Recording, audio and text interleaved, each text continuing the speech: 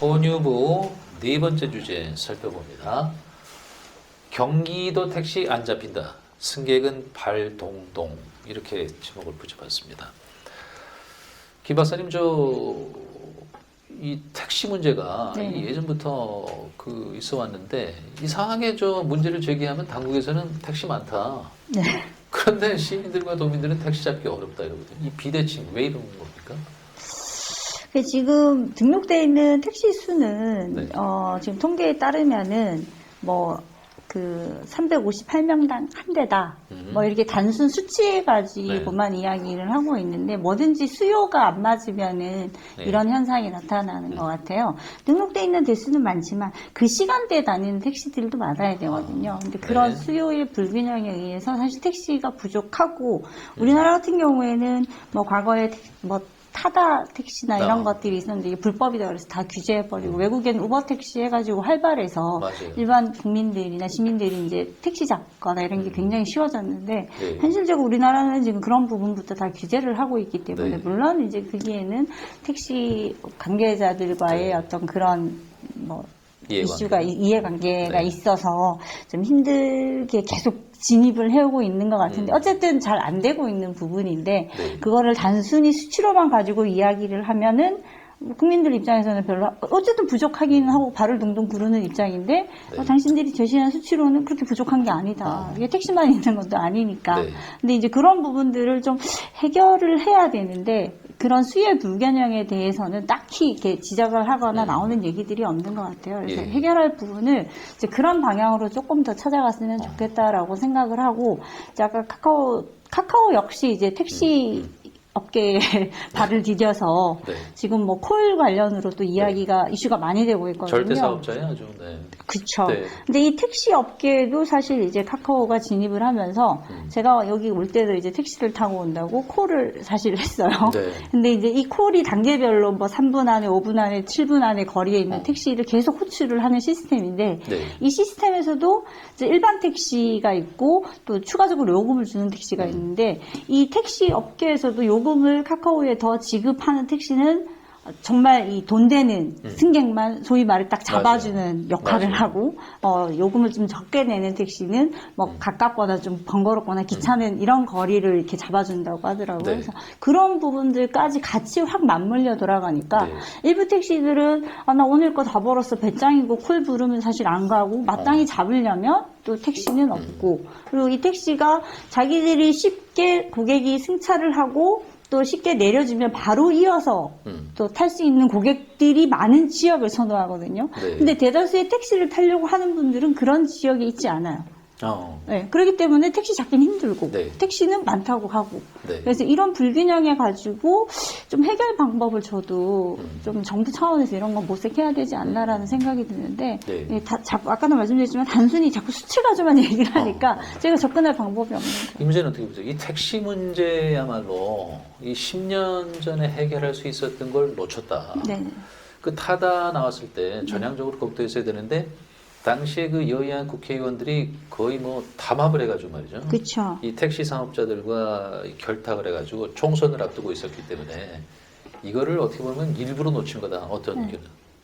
그런 것도 전혀 부정할 부분이 아니죠. 또 택시 같은 경우에는 사실 선거 때는 완전 스피커 역할을 해주는 분들이잖아요. 그렇기 때문에 그분들의 입장만 주로 고수를 하는 편이어서 잘 이렇게 안 먹혀 들어가는 것 같아요. 그래서 저도 정치 업계에서 그냥 단순히 자기들 표 계산을 하는 게 아니라 정말 좀 시민을 생각을 하고 이 수요의 불균형을 가지고 한 번 더 언급을 해줬으면 좋겠다. 택시 수는 많지만 아까 말씀드린 승객이 많은 시간 또는 승객들이 대중교통을 타기 힘들기 때문에 택시를 이용을 하는데 대중교통 타기 쉬운데 택시도 많아요.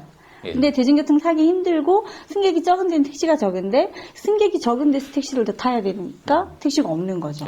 그래서 이런 불균형을 좀 해결할 수 있는 대책 마련할 수 있을 것 같기도 한데 좀 안 하고 있는 것 같아서 안타깝지만 택시에 대한 생각은 그렇습니다. 국장님, 택시 업계에서는 택시 있는데 택시 기사가 없다 또 이러거든요. 그렇죠. 지금 우리 김 박사 얘기하신 것처럼 우선 일단 택시 기사는 코로나를 겪으면서 상당 부분 이직을 했죠. 한 30%가 이직했다고 그래요. 돈벌이가 안 되니까 돈벌이 되는 대로 가야 되지 않습니까? 그게 어디겠습니까? 본인 주특기하고 관련돼 있는 데가 뭐 대리 운전이라든지 아니면 택배 근로자라든지 이런 데로 이제 옮겨가는 것이죠. 그래서 지금 이 법인 택시의 경우 한 20-30%는 네. 운영을 못하고 있다. 뭐 현재 이런 얘기들이 있어요. 그래서 이제 이게 전체적으로는 택시는 부족한데 뭐 기사는 없다. 모자란다. 이런 거죠. 그러면 해결책이 뭐겠습니까? 기사들을 유인해죠. 네. 기사 유인책이 필요한 것이죠. 근본적으로는 이게 이제 국토부가 이 총량제라는 이 지침을 통해서 이걸 뭐 컨트롤하지 않습니까? 그러니까 이게 특히 지역별로 이게 이제 큰 문제가 되고 있는 것 같은데, 예를 들면 광활한 지역들, 광활하면서 개발 수요가 많이 오는 지역들, 이런 거에 대한 총량제 이 개념으로 이것을 접근하면 안 된다. 네. 이게 이제 택시업계 얘기죠. 택시 노조들의 얘기입니다. 그 대표적인 데가 화성하고 이제 김포인데, 국토부 지침을 보면 이렇게 되어 있습니다. 올 1월 달에 이제 개정한 걸 보면, 그 택시 대당 인구수, 이게 이제 뭐 309명이 아마 평균값인가 봐요. 그래서 거기에서 250% 이상인 경우에는 그 수준만큼 조정대수를 반영할 수 있다. 이렇게 명시하고 있다고 그래요. 그 대충 문명이 770여 명이죠.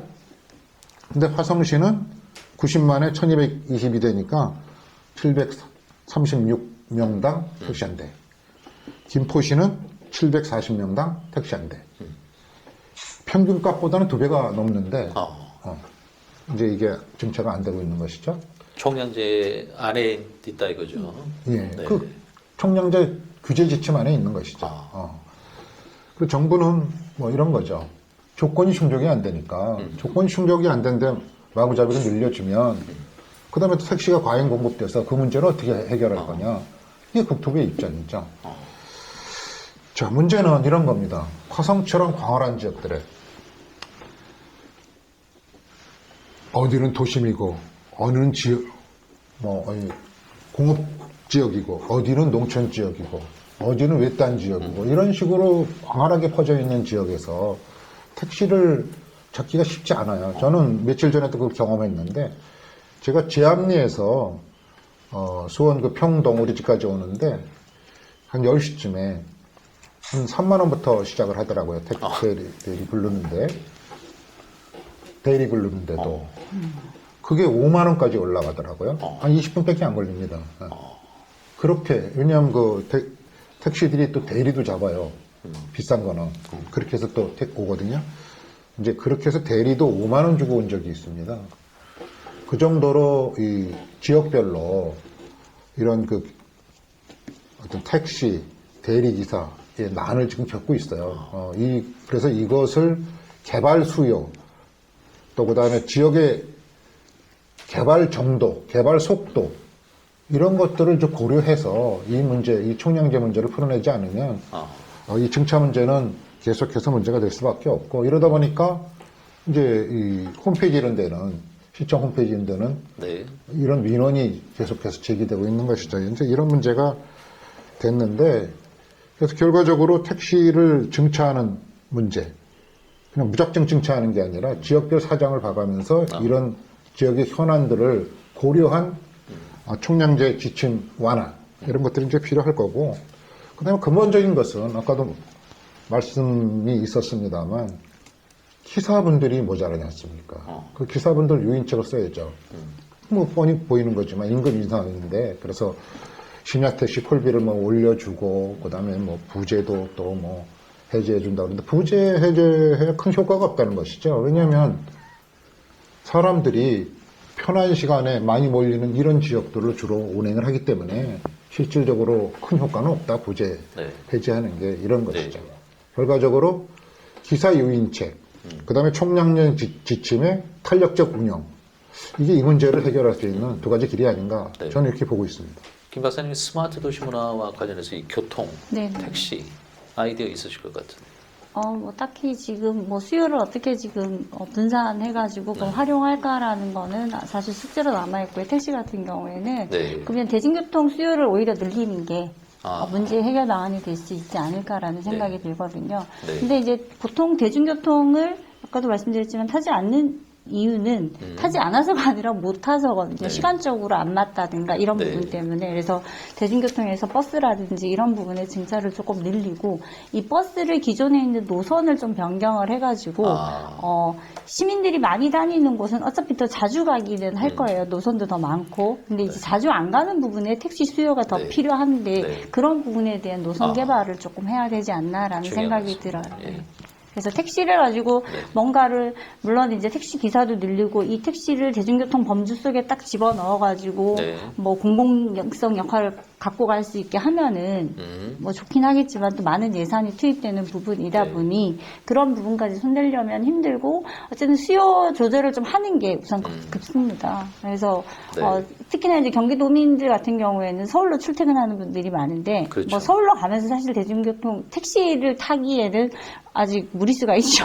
요금이 비싸다 보니까. 그래서 대중교통을 이용을 함에도 불구하고 이 내에서는 지금 수원만 보더라도 이 대중교통을 타는 거하고 자가용 이용하는 거하고 차이가 굉장히 많이 나거든요. 그러면은 자가용의 수요를 조금 줄여야 되는데 그러려면 택시나 대중교통이 돼야 하는데 대중교통은 지금 노선이라든지 시간적인 안배가 안 되기 때문에 타기가 힘들어요. 그러면은 택시를 이용하는데 이 택시 아까 말씀드린 잡기가 힘들어요. 그러니까 갈 방향이 없는 거죠. 어디든가 가게 해줘야 되는데 그러면 결국은 택시는 뭐 아시겠지만 법인 택시 있고 개인 택시 있는데 개인 택시 같은 경우에는 이분들은 개인 사업자다 보니 뭐 어디 규제를 딱히 받는 것보다 내 일당 채우면 뭐 좀 약간 자영업자 마인드, 그러니까 내 일당 채우면 그만하지. 그러니까 이게 택시가 운행성의 어떤 목적보다는 약간 자산성의 가치를 가지고 계신 또 퇴직하신 그런 분들이 많이 가지고 있기 때문에